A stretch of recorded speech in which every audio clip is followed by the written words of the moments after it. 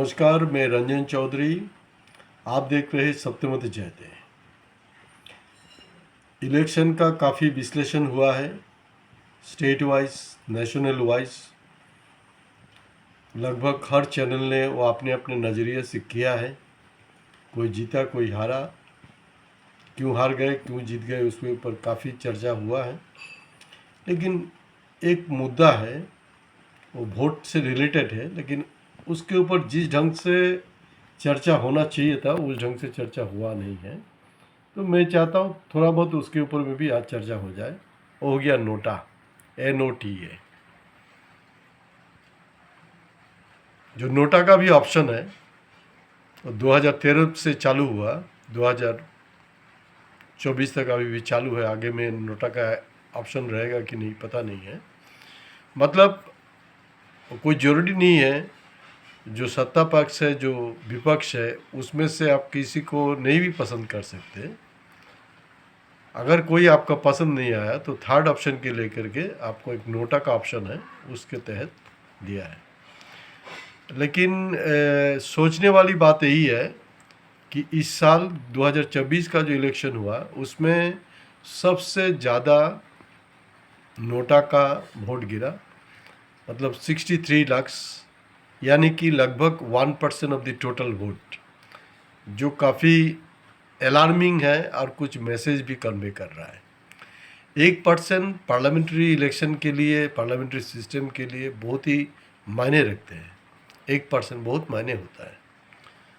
अब मान लो कि असम में भले बीजेपी का MP ज़्यादा जीत गए असम से, कांग्रेस के कम जीते हैं, लेकिन 1% नहीं, पॉइंट कुछ परसेंट से, लेकिन बीजेपी से कांग्रेस आगे बढ़ा हुआ है। उसका जो वोट शेयर है पॉइंट कुछ परसेंट आगे है, जो बीजेपी के लिए अलार्मिंग है। 2026 का जो इलेक्शन है उसके ऊपर ज़रूर वो लोग भी चर्चा करेंगे, और उसका तैयारी तो आपसे ज़रूर किया होगा उन लोगों ने। सबसे हाईएस्ट जो वोट इंडिया में गिरा नोटा में, और मज़े की बात यही है, हमारे ओल्डेस्ट डेमोक्रेसी में 18 लाख का ऊपर नोटा में वोट गिरा। वो इंदौर जो कॉन्स्टिट्यूंसी है मध्य प्रदेश का, वहाँ पर, यानी सेकंड नोटा वाला हुआ, और बाकी जो पीछे रह गए। तो जो भी हो, घुमा फिमा के जो जीता हुई सिकंदर, तो वहाँ पर जो बीजेपी का पहले के भी झंडा लहरा रहा था, इस बार भी वे भी जीता है। लेकिन नोटा सेकंड पोजीशन में आया, ये बहुत मज़ेदार बात है। लेकिन नोटा के ऊपर में हमारा जो राष्ट्र यंत्र है, जो सिस्टम है, क्या उसके ऊपर कोई सीरियस है? जो पॉलिटिकल पार्टी है, क्या उसको लेकर के कुछ कंसर्न है? और नोटा को लेके एक मजाक भी यही भी है कि कभी कभी नोटा वाला जो वोट है वो काउंटिंग का टाइम में उधर चला जाता है, रूलिंग पार्टी की तरफ चला जाता है। वो एक चर्चा है। जो भी इस बार हमें जो फिगर मिला उसमें कोई मामूली बात नहीं है। नोटा को इंदौर जो कंस्टिट्यूंसी है, 18 लाख कुछ हज़ार उनको वोट मिला है नोटा को, जबकि हमारे प्रधानमंत्री से 1.5 लाख मार्जिन से जीता है। नोटा, हाँ, मैं उन लोगों को कोई डिसरेस्पेक्ट नहीं करना चाहता, वो अपना सोच है। जबकि एक ऑप्शन है, ऑप्शन में वो गए और नोटा में वोट दिए, कोई बात नहीं है। शायद मेरे कोई दोस्त रिश्तेदार भी दिया होगा, मुझे तो पता नहीं कौन दिया कौन नहीं दिया। असम का मैं अगर चर्चा करूं, सर्बानंद सोनोवाल जो है, सर्बानंद सोनोवाल 2004 में, यानी कि आज से करीब 20 साल पहले पहली बार वो पार्लियामेंट इलेक्शन में जीत के गए थे। उन दिनों वो बीजेपी की नहीं, AGP का हिसाब से, असम गण परिषद का हिसाब से, डिब्रूगढ़ पार्लियामेंट कॉन्स्टिट्यूंसी से अपना जीत दर्ज किया था। और पवन सिंह घटवाल जो कांग्रेस के थे, उनका साथ जो उनका जो वोट मार्जिन है वो 30,000 प्लस कुछ मार्जिन, उसी मार्जिन में उनका जीत हुआ था। 2009 2009 में दोबारा कॉन्टेस्ट हुआ था कांग्रेस का घटवाड़ साहब के साथ में उनका, तब 2009 में उनका पराजय हुआ। और तब भी देखा गया जो मार्जिन है वो करीब 30,000 प्लस माइनस ऐसे ही हुआ। जब जीत भी उनका ही वैसे ही परसेंटेज था, हार भी वैसा ही था। लेकिन इस बार असम में जितने सारे समष्टि है, 14 समष्टि है, कॉन्स्टिट्यूंसी है, उसके अंदर में डिब्रूगढ़ में सबसे ज़्यादा नोटा में वोट गिरा है, यानी 32,225। ये कम नहीं है। वही असम का जो करीमगंज कॉन्स्टिट्यूंसी है, वहाँ से हाफिज़ रशीद अहमद चौधरी साहब जो है, जो बहुत ही क्वालिफाइड लोग हैं, हाई कोर्ट सुप्रीम कोर्ट में भी प्रैक्टिस करते हैं, एक होनहार आदमी है।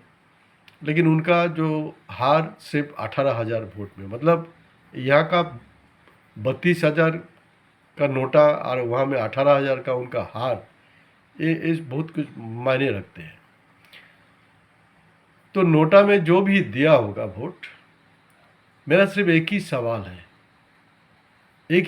क्योंकि देखो जो सिस्टम है और नोटा में अगर मैक्सिमम वोट भी गिर गए ना, उससे भी कुछ नहीं होता है।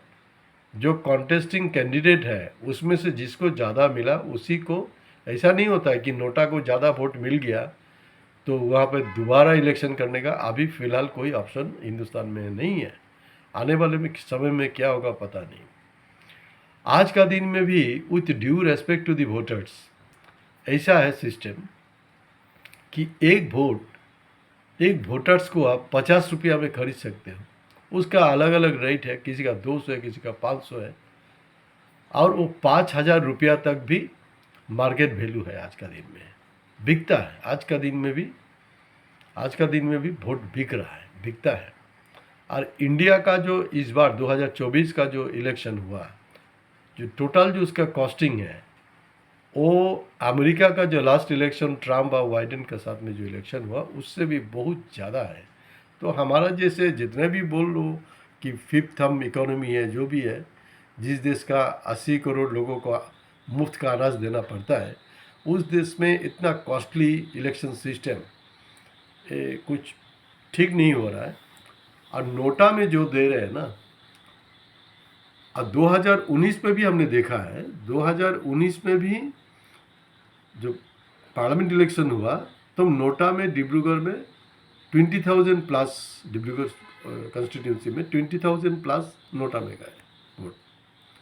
और 2019 का दिसंबर में आप लोगों को पता होगा, पूरा असम से शुरू करके दिल्ली तक कहाँ के खिलाफ आंदोलन हुआ। यहाँ पर भी हुआ, डिब्रूगढ़ लोकसभा समष्टि के अंदर में भी हुआ। लेकिन मुझे कम से कम, मैं क्योंकि मैं इसी समष्टि से बिलोंग्स करता हूँ, मेरे आँख में लगा नहीं किसी को कि वो 20,000 नोटा देने वाले वो क्रांतिकारी लोगों में से 20 भी लोग मेरे नज़र में नहीं आया।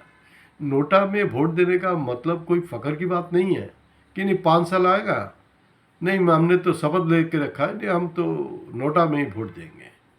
लेकिन आप एक जिम्मेदार नागरिक होने के नाते नोटा में वोट देना तो काफ़ी नहीं है, क्योंकि नोटा अल्टीमेटली आज का दिन में भी कोई आपका प्रोडक्टिव नहीं हो रहा, एक जस्ट आप एक्सप्रेस कर सकते हैं।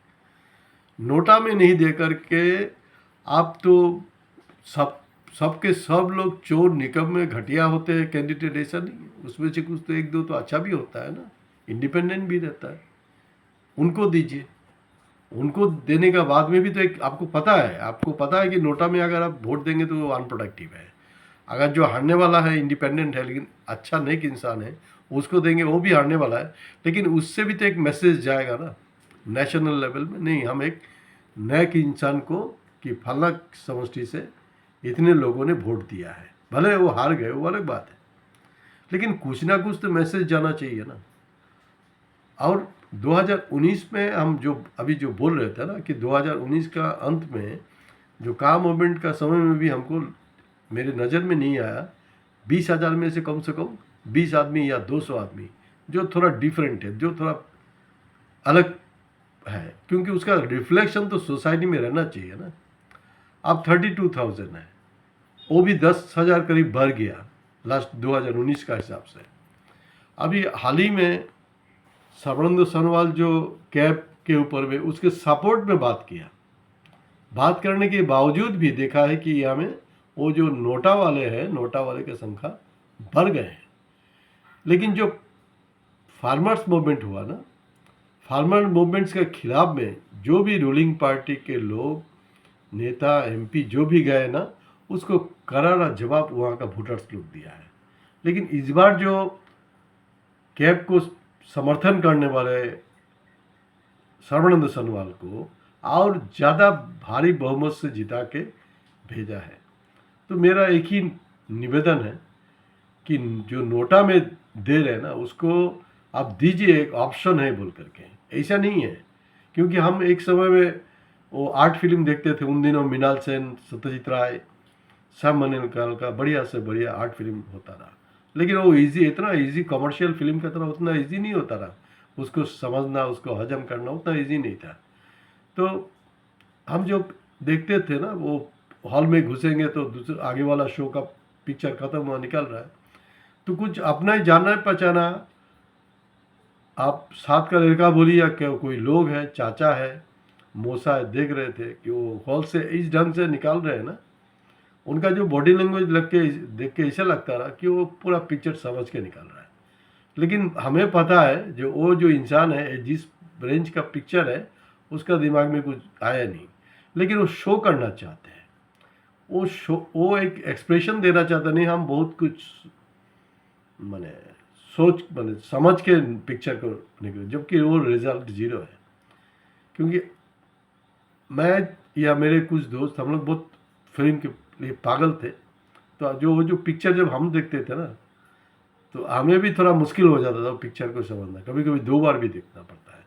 लेकिन हमसे भी जो थोड़ा बेवकूफ़ किस्म के लोग है, दोस्त है या अपने जान पहचान के लोग, वो नोटा में जब वोट देते हैं ना, कभी कभी मुझे ऐसा भी लगता है नहीं, एक्चुअली नोटा हिंदुस्तान के लिए एक ऑप्शन दिया गया है, लेकिन नोटा जो है, नोटा का ऊपर में ना इंडिया का जो इलेक्शन कमीशन है उसको उसके ऊपर सीरियस है, ना पॉलिटिकल पार्टी सीरियस है, जहाँ नोटा में जो दे रहे वो सीरियस है।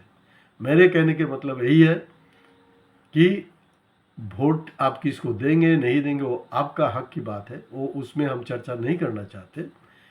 लेकिन दोबारा जो नोटा का जो ऑप्शन है, आपको तो 2026 में असेंबली आ रहा है असम का, या दूसरा स्टेट का आ रहा है, वो नोटा में नहीं जा करके आपके पास में और भी सोसाइटी को कंट्रीब्यूट करने के लिए आपके पास में और भी ऑप्शन है। कुछ तो करिए, नहीं तो कम से कम अपना जो गुस्सा है उसको तो इजहार कीजिए। नहीं, आपका अंदर में गुस्सा है, ये तो आराम से कोई मिनिस्टर, कोई एमपी आराम से, जो हमारा जो एग्जिस्टेंस का सवाल है असम के लोगों का, जो फॉरेनर्स को यहाँ में संस्थापित करने के बाद जो चल रहा है, उसका घर के सामने या उसका प्रोग्राम में हम कोई विरोध नहीं प्रकट करेंगे, और सिंपल जा कर के पार्लियामेंट इलेक्शन में या असेंबली इलेक्शन में उसको नहीं दे करके सिंपली नोटा में वोट दे करके चले आएंगे? क्या ये हमारा जिम्मेवारी इसी में ख़त्म हो जाता है? इसके लिए दोस्तों, आप नोटा का ऊपर में सोचिए, और वो ऑप्शन दिया हुआ है आपको, वो ऑप्शन दिया हुआ है, लेकिन ऑप्शन आपके अंदर में और भी है, वो आप उसको इस्तेमाल करो। ईश्वर ने आपको दिमाग दिया है, उसको भी काम में लगाओ। लेकिन नोटा में वोट दे करके कुछ इंटेलेक्चुअलिटी शो करने से आप सोसाइटी को कुछ चेंज नहीं कर सकते हो, क्योंकि आपका जो आने वाले समय में जो आपका जो बच्चे होंगे ना, आपके जो परिवार के लोग हैं, वही लोग आपसे सवाल करेंगे। उस समय में आपका एक वोट बहुत कीमती था, लेकिन वो नहीं करके आप उसको नोटा में क्यों दिया? उस तरह का एक सवाल, एक डिबेट क्रिएट ना हो, उसके लिए देखिए, ना पॉलिटिकल पार्टी, ना ही हमारा राष्ट्रयंत्र नोटा का ऊपर कंसर्न है। वो बस वो एक ऑप्शन दे के रखा है, वो मज़ा ले रहा है। लेकिन नोटा में जो ऑप्शन में जो बटन दबा रहे हैं ना, वो अपना जो सोच है उसका रिफ्लेक्शन, उसका प्रतिफलन सोसाइटी में दिखना चाहिए। ऐसा कुछ करो, यही मेरा अनुरोध है। और इसी के साथ मैं आज इस नोटा को जो विषय जो है उसमें समाप्त करता हूँ। तो इसमें आप सहमत हो भी सकते हो, नहीं भी हो सकते हो, लेकिन एटलीस्ट कम से कम हमारे इस चैनल को सब्सक्राइब नहीं करने से भी कम से कम कमेंट्स बॉक्स में जा कर के कुछ तो दो, तब तो पता चलता है ना। अब लगने से अच्छा बोलो, बुरा बोलो, गाली दो, कोई बात नहीं है, लेकिन कुछ तो कमेंट्स करो। जब कम से कम जो नोटा वाले हैं ना, नोटा में जिसने वोट दिया है, नोटा का जो बटन जिसने दबाया, वो कुछ कमेंट्स जाहिर करो। तब क्या होगा, हमारा एक कंक्लूजन मिलेगा कि नोटा में क्यों दे रहा है आदमी, उसके ऊपर एक चर्चा हो सकता है, एक रिसर्च हो सकता है। वो हमारे पार्लियामेंट्री डेमोक्रेसी के लिए हेल्दी होगा। धन्यवाद।